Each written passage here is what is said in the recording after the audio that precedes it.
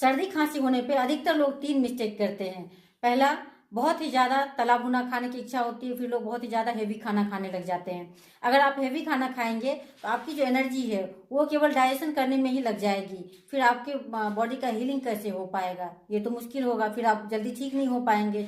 दूसरा है कि लोग आराम नहीं करते हैं। अधिकतर देखिए तो लोग आराम के नाम पे मोबाइल देखते रहते हैं, जो कि अच्छा नहीं होता है। आप आराम ठीक से करेंगे तो जल्दी ठीक हो जाएंगे। तीसरा, लोग मेडिसिन ले लेते हैं। अगर आप मेडिसिन खाते हैं तो आपका जो कफ है ना वो अंदर का अंदर ही जम जाता है, जिसके कारण दूसरी प्रॉब्लम भी शुरू हो जाती है। तो ये तीनों ही मिस्टेक